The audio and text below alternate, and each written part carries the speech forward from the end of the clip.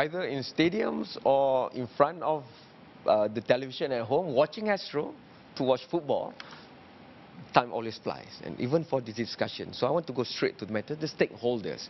We know that that's the government, and we thank the government for a lot of things. Sometimes we complain a bit, but largely we thank them. There's a lot of support. Stadium Bukit Jalil still amazes me until now, and beside it, the sports school. You know, if you look at the particular expense for a normal day school student, it's like maybe 10 times more that the government is spending on the special kids in Sekolah Sukan, for example. But we want more of that. We want to invest, and we want to reap the rewards of this investment. For that, the industry has got to get its act in order. So let's look at the stakeholder of the industry. Of course, there'll be government in any country, but what about the private sector, the players, the structure of the clubs, the management of the club? We talked about state before. Safirul say that, you know, maybe we lost hope because of what happened. But in any administration, we must have crisis management. And the bigger the hurdle, the more the opportunity. Isn't that the way in corporate sector? Well, firstly, the government, I think the government is actually doing the right thing now and not getting involved in professional sports. I think the focus of any government in any country in the world should be towards development grassroots sports of all kinds. I mean, football especially because it's very popular here, but also other sports as well. And that's where the government money should go. It should not go into professional sports at all. Professional sports should be taken care of by professionals and the private sector.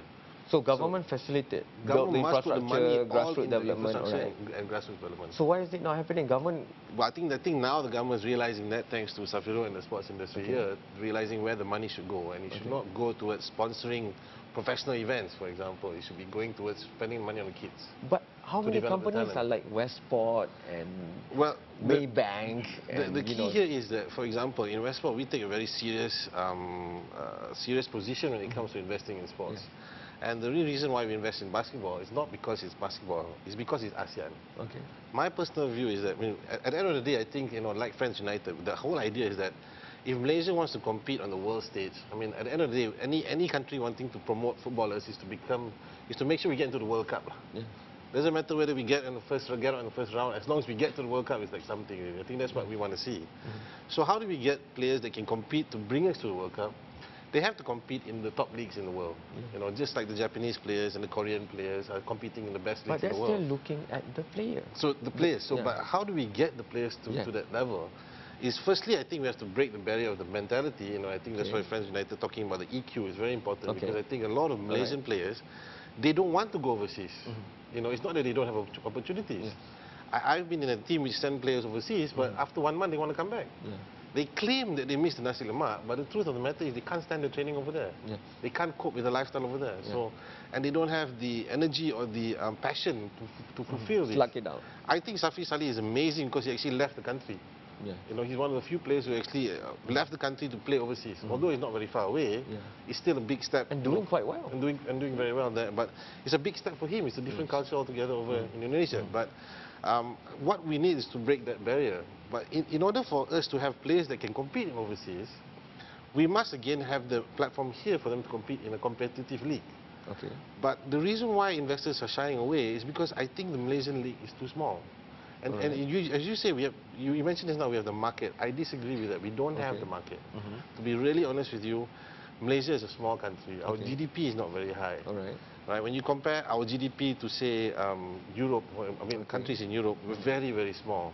And therefore, the fans here don't have the income to spend that kind of money as well to make sure that the players get paid properly and they get good wages, etc. So technically, then parents would then be afraid to let their players become footballers because they don't have a good wage. So, you know, in order for us to break all of this, I think we have to really look at an ASEAN league, because ASEAN as a whole, 600 million people, you know, it's the same size as Japan, for example. Not many people realize that the GDP of ASEAN is the same as Japan, which means that the Japanese league can support their own people and pay them the wages because the money is there. But in Malaysia alone, the money is not there. You know, so for people to actually spend the kind of money to sustain a 20-team league or a more than 20-team league here. So I think if we move to ASEAN eventually, the platform then for the players to develop here locally will be better, and then they can go overseas, which is what we want. I want to move to ASEAN too. You know, I'm waiting for the day when the open skies policies of all the ASEAN countries are really streamlined. But before I go to the argument of the ASEAN market, if I can take the example of rugby, New Zealand is not that big of a population, also GDP, per se, compared to us, and they have more sheep than people.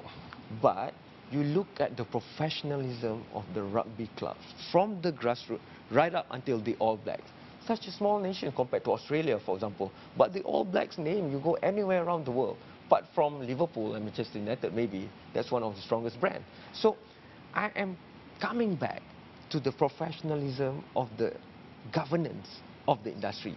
If we have professional managers, if we have professional marketeers, if we have professional physios and dietitians and psychologists, counselors, whatever, shouldn't that also cry out for the magnet to come, which is the money? The magnet must be the professionalism of the setup. Safirul.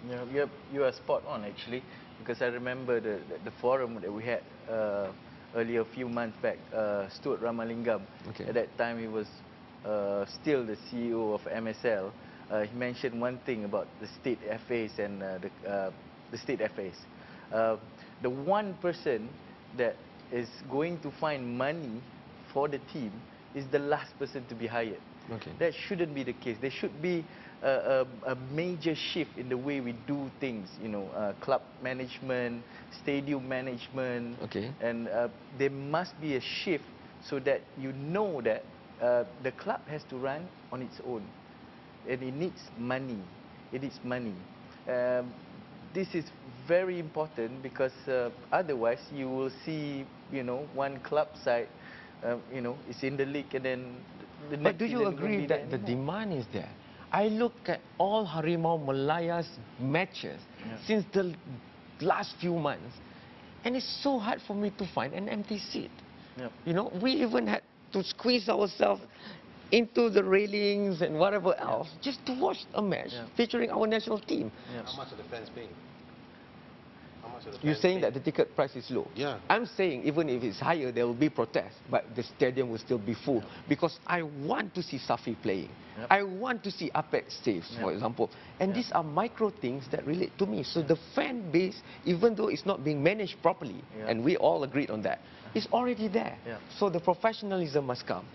So let's start with the grassroots. And we, at least at that level, are trying to manage that better this time around. Right, for sure. I think what is key here is with the grassroots, we're dealing with a younger set of players, younger set of parents, younger set of coaches and trainers. So we're starting. We've looked at foreign systems and we've looked at it and we're trying to replicate that. So we ask the coaches, please be dressed well. Please have a medical officer on standby. So we're starting this already with this bunch of people. Now, you just now mentioned that the stadium is so packed and there's no space in there. What's happening to the corporate boxes? Why are they not sold? Why are they not marketing that? Because it does not exist. Because the marketing team does not exist. This is what we are putting in place right now. We're trying to tell teams, we're putting you on Astro, on SuperSport. About 9 million people watch you in a year. Okay, great. How can we help you as an organization, Sportsguru Asia? How do we help you to market your team, to get your sponsors? You need to put your sponsors here, you need to sell them these kind of packages. We're teaching them because they are football people. They are passionate about their game, they know their game. But the whole marketing aspect is where we want to come in and help them and publicize that. Because that is very crucial to it.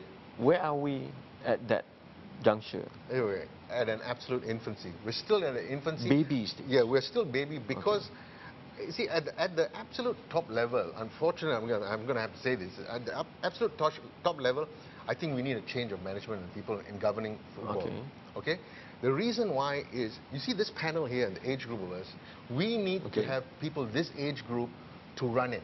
Because we are more in tune with today's things. We're not so old and jaded that we're worried about our retirement. We're looking to the future and we are in touch with the kids.